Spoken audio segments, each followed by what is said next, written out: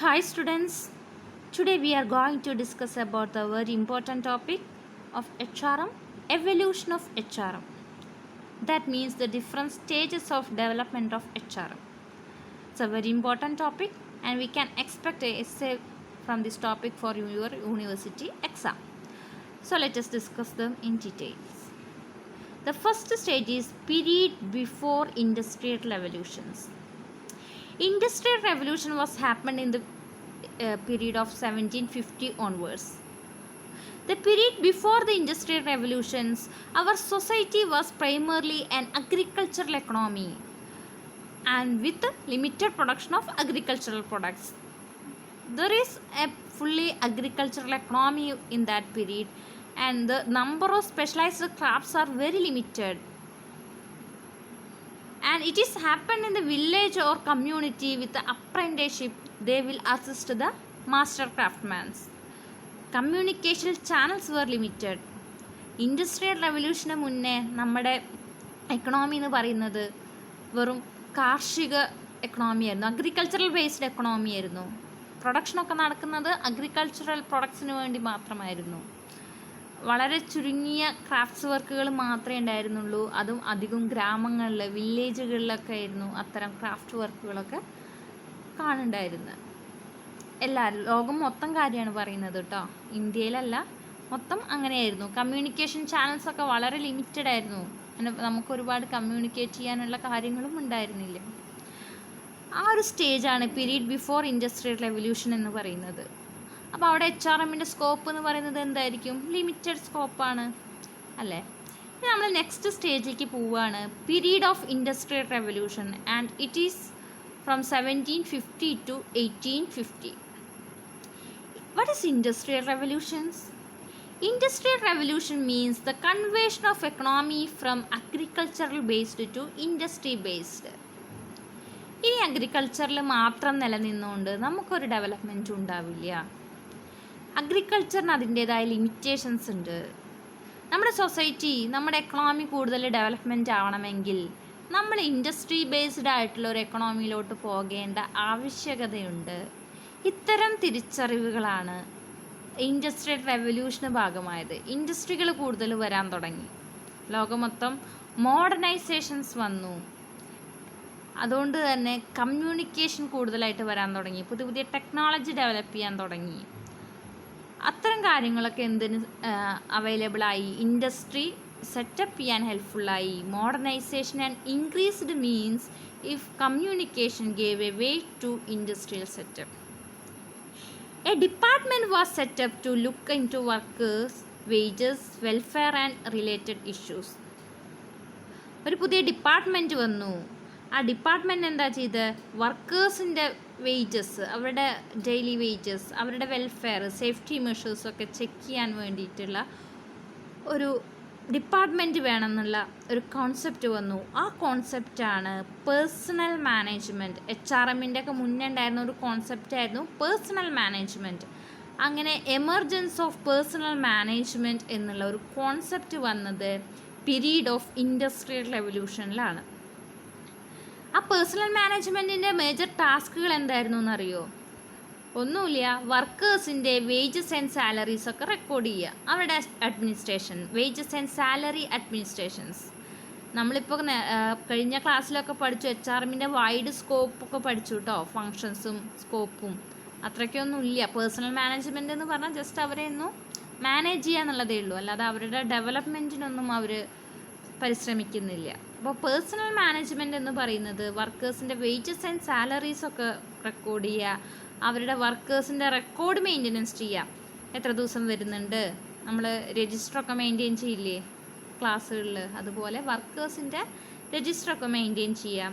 അവരുടെ housing facility and health care, ഇൻഡസ്ട്രിയിലൊക്കെ work ചെയ്യുമ്പോൾ ഉണ്ടാവുന്ന മെഷീനറി അങ്ങനത്തുള്ള കാര്യങ്ങളൊക്കെ ഹാൻഡിൽ ചെയ്യുമ്പോൾ ഉണ്ടാവുന്ന സേഫ്റ്റി മെഷേഴ്സൊക്കെ പ്രൊവൈഡ് ചെയ്യുക എന്നുള്ള ലിമിറ്റഡ് സ്കോപ്പിൽ ഒതുങ്ങിക്കൂടിയിരുന്നു നമ്മുടെ പേഴ്സണൽ മാനേജ്മെൻറ്റ് എന്നുള്ള concept. An important event in industrial revolution was the growth of labor union. ഈ ഇൻഡസ്ട്രിയൽ റെവല്യൂഷനിലുണ്ടായ ഏറ്റവും വലിയൊരു ഡെവലപ്മെൻറ്റ് എന്ന് പറയുന്നത് ലേബർ യൂണിയൻസ് ഉണ്ടായി. 1790s ലേബർ യൂണിയൻ എന്നുള്ള കോൺസെപ്റ്റ്, നമ്മളിപ്പോൾ ട്രേഡ് യൂണിയൻ എന്നൊക്കെ പറയില്ലേ, അതുപോലെ ലേബർ യൂണിയൻ എന്നുള്ള ഒരു കോൺസെപ്റ്റ് ഉണ്ടായിരിക്കുന്നത് 1790-ലാണ്. The workers working in the industry or factory were subjected to long working hours and very less wages. പണ്ട് കാലം മുതൽ നമ്മൾ ചെറിയ സ്കൂളിലൊക്കെ പഠിക്കുമ്പോൾ പഠിച്ചിട്ടുണ്ടായിരിക്കും അല്ലേ, 12 മണിക്കൂർ 18 മണിക്കൂറൊക്കെ ജോലി എടുത്തിട്ട് വളരെ തുച്ഛമായിട്ടുള്ള വേതനങ്ങൾ. നിങ്ങൾ റിനൈസൻസ് ഒക്കെ പഠിച്ചിട്ടില്ലേ, നമ്മുടെ അയ്യങ്കാളി അവരൊക്കെ എന്താ അവരൊക്കെ ഇത്തരം മേഖലയിലേക്ക് വരാനുള്ള കാരണം എന്തുകൊണ്ടാണ്? അവരൊക്കെ നവോത്ഥാന നായകന്മാരെന്ന് പറയില്ലേ. പണ്ടത്തെ അദ്ദേഹം പറഞ്ഞൊരു നാക്കാണെന്ത്, വേല ചെയ്താൽ കൂലി കിട്ടണം. അവർ കഠിനമായി പണിയെടുക്കും, പക്ഷെ എന്താ ഉണ്ടാവുക, കൂലി എന്ന് പറയുന്നത്, അതായത് വേജസ് എന്ന് പറയുന്നത് വളരെ തുച്ഛമായിട്ടുള്ള ശമ്പളങ്ങളെ അവർക്ക് കൊടുക്കുള്ളൂ. അപ്പോൾ അതിൽ നിന്നൊക്കെ പ്രൊട്ടസ്റ്റ് ചെയ്യാൻ വേണ്ടിയിട്ട്, അതിൽ നിന്നൊക്കെ തിരിച്ചു കിട്ടാൻ വേണ്ടിയിട്ട് അയ്യങ്കാളി പറഞ്ഞൊരു വാക്കുണ്ട്. കാരണം അവരുടെ വരുമാനം കൊണ്ട് കുട്ടികളെ സ്കൂളിലേക്ക് വിടാനോ അല്ലെങ്കിൽ താഴ്ന്ന ജാതിക്കാരൊന്നും ഒരിക്കലും സ്കൂളിലേക്ക് കൊണ്ടുവന്നില്ല. അപ്പം അദ്ദേഹം പറഞ്ഞു, ഞങ്ങളുടെ മക്കളെ പള്ളിക്കൂടത്തിലേക്ക് അയച്ചില്ലെങ്കിൽ നാളെ നിങ്ങളുടെ പാടത്ത് പൊന്നു വിളയില്ല എന്ന് പറഞ്ഞു. വല്ലാത്തൊരു മാറ്റങ്ങൾ ഉണ്ടാക്കിയതാണ്, മനസ്സിലായോ? അവരുടെ മക്കളെ എന്ത് ചെയ്യണം, സ്കൂളിലേക്ക് വിടണം, അവർക്ക് ആവശ്യമായ ഫെസിലിറ്റീസ് കൊടുക്കണം, അല്ലെങ്കിൽ ഞങ്ങൾ പണിക്ക് വരില്ല എന്നുള്ള രീതിയിലുള്ള മാറ്റങ്ങൾ കൊണ്ടുവന്ന ഒരുപാട് റിനൈസൻസ് ലീഡേഴ്സ് ഉണ്ട്. അപ്പോൾ ഇവിടെ പറയുന്നത് ഇങ്ങനെ തന്നെയാണ്. അങ്ങനെ വരാനുള്ള കാരണം എന്താ പറയുന്നത്, വർക്കിംഗ് ഹവേഴ്സ് വളരെ കൂടുതലായിരുന്നു, ലോങ് വർക്കിംഗ് ഹവേഴ്സ്. പക്ഷേ സാലറി നോക്കുമ്പോൾ വളരെ തുച്ഛമായിട്ടുള്ള salary, with growing unrest, rest ഇല്ലാതെ പണിയെടുക്കണം. Workers across the world started protest and this leads to the establishment of labour unions. ലോകത്തെ പല വർക്കേഴ്സും എന്ത് ചെയ്യാൻ തുടങ്ങി, ഇതിനെതിരെ പ്രൊട്ടസ്റ്റ് ചെയ്യാൻ തുടങ്ങി, പ്രതികരിക്കാൻ തുടങ്ങി. ഞങ്ങൾ അടിമകളല്ല എന്നുള്ള രീതിയിൽ പ്രൊട്ടസ്റ്റ് ചെയ്തിട്ട് അവർ തമ്മിൽ എപ്പോഴും ഒരു യൂണിയൻ ഉണ്ടാവും, ഒരു ഐക്യം ഉണ്ടാകുമ്പോഴാണ് നമുക്ക് എന്തിനേയും നേടാൻ പറ്റുള്ളൂ അല്ലേ. അപ്പോൾ അങ്ങനെ ലേബർ യൂണിയൻ വേണം എന്നുള്ള കോൺസെപ്റ്റിലോട്ട് എന്ത് വന്നു, ഇത്തരം പ്രൊട്ടസ്റ്റുകൾ വന്നു. അങ്ങനെയാണ് ലേബർ യൂണിയൻ 1790 ഡെവലപ്പ് ചെയ്തത്. To deal with the labor issue at one end and management at the other, personnel management department had to be capable of politics and diplomacy. Thus the industrial relation department emerged. ഇതിനൊക്കെ വേണ്ടിയിട്ടായിരുന്നു, ഒന്ന് ലേബേഴ്സിൻ്റെ issues പഠിക്കണം. Labour യൂണിയൻ്റെ concept എന്താ, ലേബേഴ്സിൻ്റെ issues പഠിക്കണം, ഒരു സൈഡിൽ അതാണ്. എന്നിട്ട് ലേബേഴ്സിൻ്റെ ഇഷ്യൂസ് മാത്രം പഠിച്ചാൽ പോരാ, എന്ത് ചെയ്യണം, മാനേജ്മെൻറ്റിൻ്റെ അല്ലെങ്കിൽ പേഴ്സണൽ മാനേജ്മെൻറ്റ് ഡിപ്പാർട്ട്മെൻറ്റിനെ കുറിച്ച് പഠിക്കണം, അവരുടെ പൊളിറ്റിക്സിനെ കുറിച്ച് പഠിക്കണം. എന്നിട്ട് എങ്ങനെ ഇതിനെ സ്മൂത്തായിട്ട് ഡീൽ ചെയ്യാൻ പറ്റും, അതൊക്കെയാണ് ലേബർ യൂണിയൻ ചെയ്യുന്നത്. അപ്പോൾ അങ്ങനെയുള്ളൊരു കോൺസെപ്റ്റ് വന്നു. അങ്ങനെ അപ്പോൾ എല്ലാത്തിനെയും കണക്ട് ചെയ്യണം, എംപ്ലോയീസിനെ കണക്ട് ചെയ്യണം, എംപ്ലോയറായിട്ട് കണക്ട് ചെയ്യണം, ഗവൺമെൻറ്റായിട്ട് കണക്ട് ചെയ്യണം, കമ്പനിയായിട്ട് കണക്ട് ചെയ്യണം, ലേബർ യൂണിയനൊക്കെ ആയിട്ട് കണക്ട് ചെയ്യണം. ആ എല്ലാറ്റിൻ്റെ ആ റിലേഷൻഷിപ്പിനെ നമ്മളൊരു പേര് പഠിച്ചിട്ടുണ്ട്, നമ്മൾ സ്കോപ്പിലും ഫങ്ഷൻസിലൊക്കെ പറഞ്ഞിട്ടുണ്ട്. എന്താണ് ഇൻഡസ്ട്രിയൽ റിലേഷൻസ് അല്ലേ, industrial relations, the relationship between employees, employer, trade unions and the societies called industrial relations. ഒരു പ്രോപ്പർ ഇൻഡസ്ട്രിയൽ റിലേഷൻ ഉള്ള സ്ഥലത്താണെങ്കിൽ ലേബർ യൂണിയൻ ആവശ്യമില്ല, കാരണം അവിടെ പ്രശ്നങ്ങളുണ്ടാവില്ല, വളരെ സ്മൂത്തായിട്ട് എല്ലാ കാര്യങ്ങളും നടക്കും. ഇപ്പോൾ പീരീഡ് ഓഫ് ഇൻഡസ്ട്രിയൽ റെവല്യൂഷൻസ് എന്ന് പറയുന്നത് മെയിനായിട്ട് വേണ്ടത് അഗ്രികൾച്ചറൽ എക്കണോമിയിൽ നിന്ന് എങ്ങോട്ട് ചാടി നമ്മൾ ഇൻഡസ്ട്രി റിലേറ്റഡ് എക്കണോമിയിലോട്ട് മാറി, ഒരുപാട് ഡെവലപ്പ് ചെയ്തു, കമ്മ്യൂണിക്കേഷൻ ചാനൽസൊക്കെ ഡെവലപ്പ് ചെയ്തു. അപ്പോൾ വർക്കേഴ്സിനെ കൂടുതലായിട്ട് അപ്പോയിൻ്റ് ചെയ്തു. അതുകൊണ്ട് തന്നെ അവർക്കുള്ള പ്രശ്നങ്ങളൊക്കെ പഠിക്കാൻ വേണ്ടിയിട്ട് പേഴ്സണൽ മാനേജ്മെൻറ്റ് എന്നുള്ളൊരു കോൺസെപ്റ്റ് വന്നു, ഒരു ഡിപ്പാർട്ട്മെൻറ്റ് വന്നു. അവിടെ ആക്ടിവിറ്റി എന്ന് പറയുന്നത് വളരെ ലിമിറ്റഡ് ആയിരുന്നു. വർക്കേഴ്സിൻ്റെ വേജസ് ആൻഡ് സാലറീസൊക്കെ റെക്കോർഡ് ചെയ്യുക, മെയിൻറ്റെയിൻ ചെയ്യുക, ഹെൽത്ത് ഫെസിലിറ്റീസ് മെയിൻറ്റെയിൻ ചെയ്യുക എന്നുള്ള ആക്ടിവിറ്റീസൊക്കെ ആയിരുന്നു അവർ ചെയ്തിരുന്നത്. അത് കഴിഞ്ഞിട്ടാണ് വർക്കേഴ്സിൻ്റെ ഇടയിൽ പ്രൊട്ടസ്റ്റുകൾ വരാൻ തുടങ്ങി. പ്രൊട്ടസ്റ്റ് എന്തിനാണ് വേണ്ടി വന്നത്, ലോങ് വർക്കിംഗ് ഹവേഴ്സ് വിത്ത് ലെസ് സാലറി വിത്ത് അൺറെസ്റ്റ് ഡേയ്സ്. വർക്ക് ഇങ്ങനെ ചെയ്യുക, പണിയില്ല. അപ്പോൾ അങ്ങനെ ലേബർ യൂണിയൻ എന്നുള്ള കോൺസെപ്റ്റ് വന്നു. അതോടുകൂടി ഇൻഡസ്ട്രിയൽ റിലേഷൻ എന്നുള്ള കോൺസെപ്റ്റും കൂടി ഡെവലപ്ഡായി. ഇത്രയും കാര്യങ്ങൾ നിങ്ങൾ പീരീഡ് ഓഫ് ഇൻഡസ്ട്രിയൽ റെവല്യൂഷൻ്റെ തുടക്കത്തിൽ പഠിക്കണം. ഓക്കെ, ഇനി നമ്മൾ അടുത്തതായിട്ട് പോകുന്നത് പോസ്റ്റ് ഇൻഡസ്ട്രിയൽ റെവല്യൂഷനിൽ എന്തൊക്കെ ഉണ്ടായി എന്നുള്ള കാര്യങ്ങളാണ്. പോസ്റ്റ് ഇൻഡസ്ട്രിയൽ റെവല്യൂഷൻ, അതായത് 1850 ഓൺവേർഡ്സ്, 1850s ഒക്കെ കഴിഞ്ഞിട്ട് എന്തുണ്ടായി എന്നുള്ള കാര്യങ്ങളാണ് നമ്മൾ പഠിക്കാൻ പോകുന്നത്. Various studies were released that many experiments were conducted during this period and gave HRM altogether a new meaning and importance. കൂടുതലായിട്ട് HRMന് അല്ലെങ്കിൽ നമ്മൾ ഇന്ന് കാണുന്ന തരത്തിലുള്ളൊരു HRM ഡെവലപ്പ് ചെയ്തത് പോസ്റ്റ് ഇൻഡസ്ട്രിയൽ റെവല്യൂഷൻ്റെ ഭാഗമായിട്ടാണ്. ഇൻഡസ്ട്രിയൽ റെവല്യൂഷൻ്റെ കഴിഞ്ഞതിന് ശേഷമാണ് കൂടുതൽ സ്കോപ്പ് വന്നു, പുതിയ മീനിങ്സ് ആൻഡ് ഇമ്പോർട്ടൻസ് കൊടുത്തു HRMന് എന്നുള്ളതാണ് പറയുന്നത്. അതിലേക്ക് ഒരുപാട് പേര് കോൺട്രിബ്യൂട്ട് ചെയ്തിട്ടുണ്ട്. ഒരുപാട് മാനേജ്മെൻറ്റ് കോൺസെപ്റ്റുകൾ അതിലോട്ട് വന്നിട്ടുണ്ട്. അപ്പോൾ അത് ഏതൊക്കെയാണെന്നുള്ളത് മെയിനായിട്ട് ഈ ഒരു HRM ഡെവലപ്പ് ആവാൻ വേണ്ടിയിട്ട് ഹെൽപ്ഫുൾ ചെയ്ത പുതിയ പുതിയ തിയറീസ് എന്തൊക്കെയാണെന്നുള്ളത് നമുക്കൊന്ന് ഡിസ്കസ് ചെയ്യാം. ഏറ്റവും കൂടുതലായിട്ട് കോൺട്രിബ്യൂട്ട് ചെയ്തിട്ടുണ്ട് അല്ലെങ്കിൽ നമ്മൾ പഠിച്ചിട്ടുണ്ട്, നിങ്ങൾ സയൻറ്റിഫിക് മാനേജ്മെൻറ്റ് എന്താണെന്നുള്ളത് പഠിച്ചിട്ടുണ്ട്. Who is the father of scientific management? Yes, F.W. Taylor. The first person, that means the F.W. Taylor, gave the principles of scientific management and leads to the evolution of scientific human resource management, which involves workers' training, maintenance, wages uniformity, focus on attaining better productivities. Taylor എന്താ പറഞ്ഞത്? Scientific selection വേണം അല്ലേ, scientific ആയിരിക്കണം എല്ലാ ഓർഗനൈസേഷനിലെ ആക്ടിവിറ്റീസൊക്കെ. വർക്കേഴ്സിന് എന്ത് ചെയ്യണം? Training കൊടുക്കണം. അവർക്ക് ഈക്വലായിട്ടുള്ള ഫെയർ ആയിട്ടുള്ള റെമ്യൂണറേഷൻ സിസ്റ്റം വേണം. കൂടുതലായിട്ട് പ്രൊഡക്ടിവിറ്റീനെ ഫോക്കസ് ചെയ്യണം. അങ്ങനെ കൂടുതൽ വർക്കേഴ്സിൻ്റെ ഇടയിലുണ്ടാവുന്ന മാറ്റങ്ങളെ കുറിച്ചിട്ട് ആ സയൻറ്റിഫിക് സെലക്ഷൻ ആൻഡ് ട്രെയിനിങ് കൊടുക്കുമ്പോൾ വർക്കേഴ്സ് ഒന്നും കൂടി നല്ല പ്രൊഡക്റ്റീവായിട്ട് വർക്ക് ചെയ്യും എന്നുള്ള കോൺസെപ്റ്റൊക്കെ കൊണ്ടുവന്നത് F.W. ടൈലറാണ്. അപ്പോൾ ആ ഒരു 3 പോയിന്റിലൂടെ HRMന് ഒന്നും കൂടി ചെറിയൊരു സ്കോപ്പ് ആഡായി. നെക്സ്റ്റ്, ഏറ്റവും കൂടുതലായിട്ട് HRMന് അടിത്തറ പാകി എന്നൊക്കെ പറയുന്ന ഒരു തിയറിയാണ് ഹോത്രോൺ സ്റ്റഡീസ്.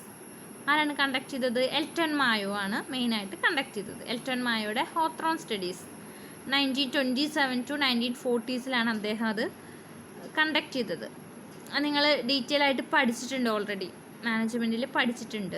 മാനേജ്മെൻറ്റ് തിയറീസിൻ്റെ ഡെവലപ്മെൻറ്റിൽ നമ്മൾ ഹോത്രോൺ സ്റ്റഡീസ് പറയും.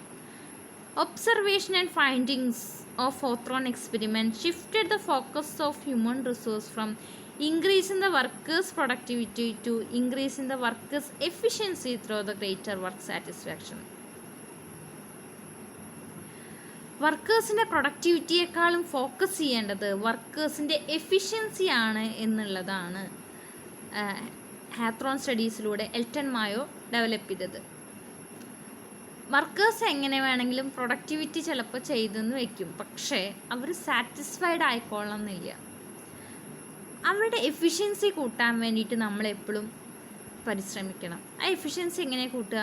അവരുടെ സാറ്റിസ്ഫാക്ഷൻ ലെവൽ കൂട്ടുക. അവർക്ക് ആവശ്യമായിട്ടുള്ള വർക്കേഴ്സിന് ഒരുപാട് സോഷ്യൽ നീഡ്സുകളുണ്ട് അല്ലേ. എൽട്ടൺ മായോയുടെ കുറേ നിങ്ങൾ പഠിച്ചിട്ടില്ല, elimination experiment, relay and assembly test എന്നൊക്കെ പറഞ്ഞിട്ട് നിങ്ങൾ പഠിച്ചിട്ടുണ്ട്. കൂടുതലായിട്ടൊന്നും ഇവിടെ ഡിസ്കസ് ചെയ്യേണ്ട.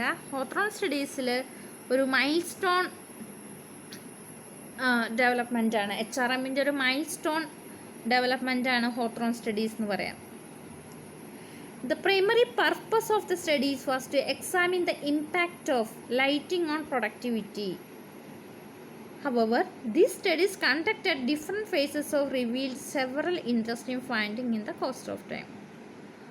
One such finding was the presence of informal groups in the organizations and their influence on the employees' behavior and productivity. Social നീഡ്സുകൾ സാറ്റിസ്ഫൈ ചെയ്യണം. ഒരു ഓർഗനൈസേഷൻസിൽ മ്യൂച്വൽ റിലേഷൻഷിപ്സ് ഉണ്ടെങ്കിൽ, അല്ലെങ്കിൽ വർക്കേഴ്സിൻ്റെ ബിഹേവിയറിനെ സ്വാധീനിക്കുന്ന ഗ്രൂപ്പ്സുകൾ ഉണ്ടെങ്കിൽ കൂടുതലായിട്ട് അവർ എഫിഷ്യൻ്റായിട്ട് വർക്ക് ചെയ്യുന്നുള്ളതാണ് ഹോത്രോൺ സ്റ്റഡീസിൽ പറയുന്നത്. സാറ്റിസ്ഫാക്ഷനാണ് അവിടെ ഇമ്പോർട്ടൻറ്റ്. സാറ്റിസ്ഫാക്ഷൻ കൂടുമ്പോൾ വർക്കേഴ്സിൻ്റെ എഫിഷ്യൻസി കൂടും എന്നുള്ളതാണ് എൽട്ടൺ മായോ പറയുന്നത്. അപ്പോൾ അവിടെ ഹ്യൂമൻ റിസോഴ്സിനെ സാറ്റിസ്ഫൈ ചെയ്യാൻ വേണ്ടിയിട്ട് അവരുടെ കാര്യങ്ങളെക്കുറിച്ച് പഠിക്കണം എന്നുള്ളൊരു കോൺസെപ്റ്റാണ് ഹോത്രോൺ സ്റ്റഡീസിലൂടെ എൽട്ടൺ മായോ പറയുന്നത്.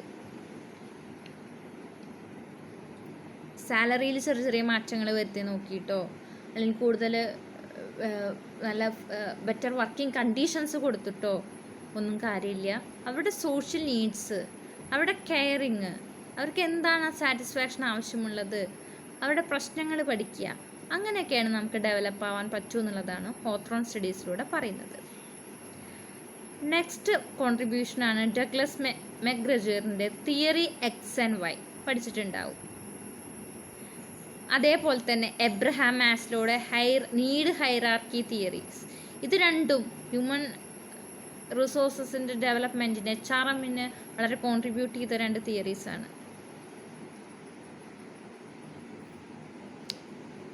They shifted the passive personal approach of personal management to dynamic human resource management approach. Personal management എന്ന് പറഞ്ഞാൽ ഞാൻ നേരത്തെ പറഞ്ഞു വളരെ ലിമിറ്റഡ് ആയിരുന്നു, ഒരു പാസീവ് അപ്രോച്ചാണ്. പക്ഷേ അവിടുന്ന് നമ്മൾ എന്ത് ചെയ്യണം, വളരെ ഡൈനാമിക് ആയിട്ടുള്ള വളരെ ഫ്ലെക്സിബിൾ ആയിട്ടുള്ള ഹ്യൂമൻ റിസോഴ്സ് അപ്രോച്ചിലോട്ട് കോൺട്രിബ്യൂട്ട് ചെയ്തത് ഈ രണ്ട് തിയറീസാണ്. എക്സ് ആൻഡ് വൈ തിയറീസും മാസ്ലോയുടെ നീഡ് ഹൈറാർക്കി തിയറിയും. ഓർഗനൈസേഷനിൽ വർക്ക് ചെയ്യുന്ന ഹ്യൂമൻ റിസോഴ്സിന് ഒരുപാട് നീഡ്സുകളുണ്ട്. ആ നീഡ്സ് സാറ്റിസ്ഫൈ ചെയ്യാൻ വേണ്ടിയിട്ടാണ് അവർ വർക്ക് ചെയ്യുന്നത്. ആ നീഡ്സ് സാറ്റിസ്ഫൈ ചെയ്ത് കൊടുക്കുക എന്നുള്ളത് ഓർഗനൈസേഷൻ്റെ എംപ്ലോയറുടെ ഡ്യൂട്ടിയാണ്. ആ നീഡ്സ് സാറ്റിസ്ഫൈ ചെയ്ത് കൊടുക്കുമ്പോൾ അവരതിനനുസരിച്ചുള്ള റിസൾട്ട് ആർക്ക് കൊടുക്കും, എംപ്ലോയർക്ക് കൊടുക്കും. അപ്പോൾ ഹ്യൂമൻ റിസോഴ്സസിനെ ഒരു വാല്യുബിൾ റിസോഴ്സായിട്ട് ട്രീറ്റ് ചെയ്യണം. Workers are the most valuable resources in an organisations എന്നുള്ള തിയറീസൊക്കെ കൊണ്ടുവന്നത് അവരെ മാക്സിമം ഡീൽ ചെയ്യണം. എക്സ് ആൻഡ് വൈയിൽ എന്താ പറയുന്നത്, രണ്ട് ടൈപ്പ് ആൾക്കാരുണ്ട്.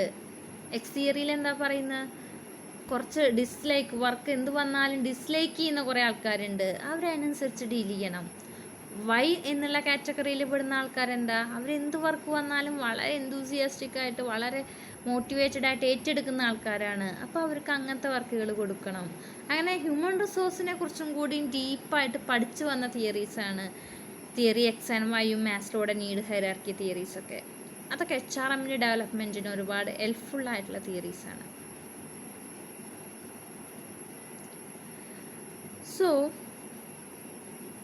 Major activities of HR department, ആ ഒരു കാലത്തുണ്ടായിട്ടുള്ള major activities of HR department എന്തൊക്കെയായിരുന്നു? Recruitment and selection of skilled work force, motivation and employees benefits, training and development and performance related salaries appraisal. Salaries കൊടുക്കുക, training കൊടുക്കുക, motivation കൊടുക്കുക, അങ്ങനെയുള്ള മേഖലയിലൊക്കെ HRM വേണം എന്നുള്ളൊരു HR ഡിപ്പാർട്ട്മെൻറ്റിൻ്റെ ആക്ടിവിറ്റീസും കൂടി എൻലാർജ് ചെയ്തു. എന്ത് വന്നതോടുകൂടി, ഇത്തരം തിയറീസ് വന്നതോടുകൂടി.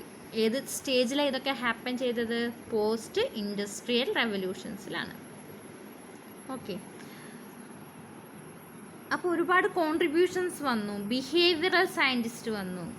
Behavioural scientist, they studies the workers behaviour, and there is a lot of concepts there developed like job enrichment, job enlargement, and it helps to improve the workers commitment and reduce job boredom.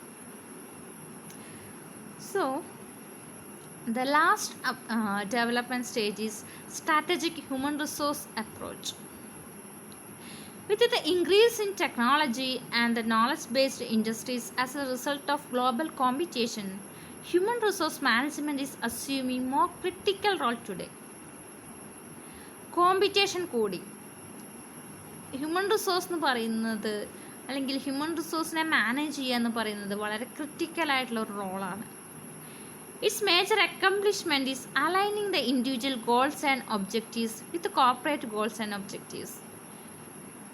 ഇൻഡിവിജ്വലിൻ്റെ ഗോൾസിനെ കോർപ്പറേറ്റീവ് ഗോൾസായിട്ട്, നമ്മുടെ കമ്പനിയുടെ ഗോൾസായിട്ട് match ചെയ്ത് കൊണ്ടുവരണം, ഒരുമിച്ച് കൊണ്ടുവരണം. എൻ്റെ ലക്ഷ്യവും എൻ്റെ അൻസാർ വുമൻസ് കോളേജിൻ്റെ ലക്ഷ്യവും ഒന്നാവുമ്പോഴാണ് നമുക്ക് കൂടുതൽ രണ്ട് പേർക്കും ഡെവലപ്മെൻറ്റ് ഉണ്ടാവുന്നത് അല്ലേ.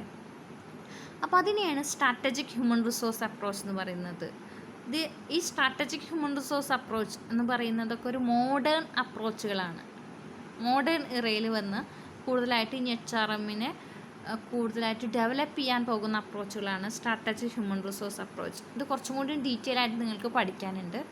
നമുക്ക് വരുന്ന ക്ലാസ്സുകളിൽ അതെടുക്കാം. അപ്പോൾ ജസ്റ്റ് നിങ്ങളത് നോട്ട് ചെയ്താൽ മതി. ന്യൂ ഇറ എന്ന് പറഞ്ഞിട്ട് നിങ്ങൾ ഈ സ്ട്രാറ്റജിക് ഹ്യൂമൻ റിസോഴ്സ് അപ്രോച്ചിനെ കുറിച്ചിട്ട് എഴുതിയാൽ മതി. അത് കൂടുതൽ പറഞ്ഞു തരാം അടുത്ത ക്ലാസ്സുകളിൽ, അത് കൂടുതലായിട്ട് പറഞ്ഞു തരാം. അപ്പോൾ മെയിനായിട്ട് നമ്മളിപ്പോൾ പഠിച്ചത് സ്റ്റേജസ് ഓഫ് HR ഡെവലപ്മെൻ്റ് ആണ്. ഫസ്റ്റ് നമ്മൾ പഠിച്ചത് period before industrial revolutions. The society was primarily an agricultural economy with a limited production was the main feature of period before the industrial revolutions. And next period is period of industrial revolution from 1750 to 1850s. Important points to be noted that personal management was developed, labor union was developed. Post-industrial revolutions. Main contributors F.W. Taylor, Douglas Gresser theory X and Y, Elton Mayo Hawthorne studies, and need hierarchy theory of Abraham Maslow. Then the modern era strategic human resource management. These are the theories that helps, or these are the stages of development of human resource management. This is about the evolution of HRM. എല്ലാവർക്കും മനസ്സിലായെന്ന് വിചാരിക്കുന്നു. Okay, ഒരു കാര്യം കൂടി പറയാനുണ്ട് കേട്ടോ. The evolution of HRMനെ നമ്മളൊന്ന് short ചെയ്തിരിക്കണോ, നിങ്ങൾ കാണാനുണ്ടോ? എവല്യൂഷൻ ഓഫ് HRM ഫസ്റ്റ് കേസിൽ ഇങ്ങനെ നോക്കൂ, HRMൻ്റെ സ്കോപ്പ് ഇങ്ങനെ കൂടി വരിക അല്ലേ. അതുകൊണ്ടാണ് ഇവിടെ ഇങ്ങനെ ആരോ മാർക്ക് മേലേക്ക് പോണത്. ഫസ്റ്റ് കേസ് ഇതാ ലോ ടു ഹൈ പോവാണ്. ഫസ്റ്റ് നമ്മുടെ ആ ഒരു സ്റ്റേജ് കാണാനില്ലേ, 1890 to 1913 ആ ഒരു ടൈമിൽ വെൽഫെയർ ഓഫീസറായിരുന്നു. വെൽഫെയർ ഓഫീസർ എന്ന് പറഞ്ഞാൽ ഒന്നുമില്ല, എംപ്ലോയീസിനുണ്ടാകുന്ന സെക്യൂരിറ്റി പ്രശ്നങ്ങളൊക്കെ ഒന്ന് പഠിക്കുക. എന്തൊക്കെയാണ് അവർക്ക് സോഷ്യൽ ആയിട്ട് വർക്ക് ചെയ്യുമ്പോൾ ഉണ്ടാകുന്ന പ്രശ്നങ്ങളുണ്ടാവില്ലേ. ക്ലറിക്കൽ വർക്കായിരുന്നു അത്. വെൽഫെയർ മാനേജർ എന്ന് പറഞ്ഞാൽ ജസ്റ്റ് ക്ലറിക്കലായിട്ടുള്ള വർക്കുകളൊക്കെ ഹാൻഡിൽ ചെയ്യുക എന്നുള്ള അപ്രോച്ചായിരുന്നു പണ്ട് കാലത്ത് ഉണ്ടായിരുന്നത്. പിന്നീട് അതെന്ത് മാറി, ലേബർ മാനേജറായി മാറി. ലേബർ മാനേജർ എന്ന് പറയുമ്പോൾ ഒന്നും കൂടി പേഴ്സണൽ അഡ്മിനിസ്ട്രേഷൻസൊക്കെ വന്നു. വെൽഫെയർ കൂടെ ലേബർ ആക്ടിവിറ്റീസും കൂടി മിങ്കിൾ ചെയ്തിട്ടാണ് വന്നത്. കുറച്ചും കൂടി ഒരു അഡ്വൈസർ എന്നുള്ള രീതിയിലൊക്കെ വന്നു. വെൽഫെയർ ഓഫീസർ എന്ന് പറഞ്ഞാൽ ജസ്റ്റ് സേഫ് അല്ലേ എന്നുള്ളത് മാത്രം നോക്കുകയാണ്. ലേബർ എന്ന് പറയുമ്പോൾ ഒന്നുകൂടി അവരുടെ പ്രശ്നങ്ങളെക്കുറിച്ച് ഡീറ്റെയിൽ ആയിട്ട് പഠിക്കാൻ തുടങ്ങി. അവിടെ നിന്ന് അങ്ങോട്ട് പിന്നെ പേഴ്സണൽ മാനേജ്മെൻറ്റ് വന്നു. പേഴ്സണൽ മാനേജ്മെൻറ്റ് എന്ന് പറഞ്ഞാൽ അവരുടെ എല്ലാ കാര്യങ്ങളും റെക്കോർഡ് ചെയ്യുക, റെക്കോർഡിങ് ആൻഡ് മെയിൻ്റനൻസ്, അവരുടെ അറ്റൻഡൻസ്, അവരുടെ സാലറി റിലേറ്റഡ് പ്രശ്നങ്ങളുണ്ടെങ്കിൽ അത് പഠിക്കുക, അങ്ങനെയൊക്കെ. പിന്നെയാണ് നമ്മുടെ ഹ്യൂമൻ റിസോഴ്സ് മാനേജ്മെൻറ്റ്. അത് നിങ്ങൾക്കറിയാം. ഹ്യൂമൻ റിസോഴ്സ് മാനേജ്മെൻറ്റ് എന്ന് പറഞ്ഞാൽ എല്ലാം, ട്രെയിനിങ്, സെലക്ഷൻ, റിക്രൂട്ട്മെൻറ്റ് എല്ലാറ്റിലും നമ്മൾ എന്ത് കൊണ്ടുവന്നു, ഹ്യൂമൻ റിസോഴ്സ് മാനേജ്മെൻറ്റിൻ്റെ ഒരു ഡെവലപ്മെൻറ്റ് കൊണ്ടുവന്നു. ആൻഡ് ദ ലാസ്റ്റ് കോൺസെപ്റ്റാണ്, ഇപ്പോൾ എമർജിങ് ആയിട്ടുള്ളൊരു കോൺസെപ്റ്റാണ് ഹ്യൂമൻ ക്യാപിറ്റൽ എന്നൊക്കെ പറയുന്നത്. ഹ്യൂമൻ ക്യാപിറ്റൽ, ഹ്യൂമൻ റിസോഴ്സിനെ പാർട്ട്ണറാക്കി മാറ്റുക, അങ്ങനെയുള്ള കോൺസെപ്റ്റുകളൊക്കെയാണ്. അതായത് ഹ്യൂമൻ റിസോഴ്സിൻ്റെ മാനേജ്മെൻറ്റ് മാത്രം പോരാ, ഹ്യൂമൻ റിസോഴ്സ് എന്ന് പറയുന്നത് മോസ്റ്റ് ഇമ്പോർട്ടൻ്റ് ആയിട്ടുള്ള പാർട്ട്നേഴ്സാണ്. അവരെ കൊണ്ടുവരണം നമ്മൾ. Employees should be accepted as partners in the progress of company. They should have a feeling that the organization is the own. To this end, the managers must offer better quality of working life and offer opportunities to people exploit the potential fully. So, they focus on human resource development. Human resource development, അവരുടെ ഡെവലപ്മെൻറ്റിന് വേണ്ടിയിട്ട് അവരെ പാർട്ട്ണറാക്കുക, അവർക്ക് share കൊടുക്കുക, അങ്ങനെയുള്ള കോൺസെപ്റ്റുകളൊക്കെയാണ് പുതുതായിട്ട് വരുന്നത്. അപ്പോൾ ഈ ഒരു കോൺസെപ്റ്റ് ആദ്യം വെൽഫെയർ ഓഫീസറായിരുന്നു, പിന്നെ ലേബർ മാനേജറായി, പിന്നെ പേഴ്സണൽ മാനേജ്മെൻറ്റായി, പിന്നെ ഹ്യൂമൻ റിസോഴ്സ് മാനേജ്മെൻറ്റായി, പിന്നെ ഹ്യൂമൻ ക്യാപിറ്റൽ, അതിനെ നമുക്കൊന്നും കൂടിയും പറയുകയാണെങ്കിൽ എമർജിങ് കൺസെപ്റ്റായിട്ട് മാറി എന്ന് പറയാം. ഇത്രയാണ്, അതായത് HRMൻ്റെ സ്കോപ്പ്, HRMൻ്റെ എവല്യൂഷൻ്റെ സ്കോപ്പ് എന്ന് പറയുന്നത് ഇങ്ങനെ കൂടിക്കൂടി വരികയാണ് എന്നുള്ളതാണ് നമുക്കിതിലൂടെ മനസ്സിലാക്കാൻ പറ്റുന്നത്. ഓക്കെ, അപ്പോൾ ഇതും കൂടി എവല്യൂഷനിൽ ചോദിക്കുകയാണെങ്കിൽ ഇങ്ങനെ ഒരു ഗ്രാഫ് വരച്ചിട്ട് അതും കൂടി നിങ്ങളൊന്ന് എഴുതാൻ നോക്കുക കേട്ടോ. ഓർഗനൈസേഷണൽ സ്കോപ്പ് കണ്ടോ, ഈ സൈഡിൽ ലോ ടു ഹൈ ഓരോ ടൈം പീരീഡാണ്. 1919 ഓൺവേർഡ്സ് ഒക്കെയാണ് നമ്മൾ ഈ HRMൻ്റെ കൂടുതൽ സ്കോപ്പൊക്കെ വരുന്നത്. പിന്നെ എമർജിങ് ആയിട്ടുള്ള ഇപ്പോൾ ഞാൻ നേരത്തെ പറഞ്ഞ സ്ട്രാറ്റജിക് HRMഉം human resource accounting, human resource auditing എന്നൊക്കെ പറഞ്ഞിട്ട് കുറേ സംഭവങ്ങൾ വരുന്നുണ്ട്. അതൊക്കെ പുതിയൊരു കോൺസെപ്റ്റുകളാണ്. ഇത് എമർജിങ് ആയിട്ടുള്ള കോൺസെപ്റ്റിൽ നമുക്ക് കൊണ്ടുപോയിട്ട് എഴുതാം കേട്ടോ. അപ്പോൾ ഇത്രയും മതി. Okay, thank you.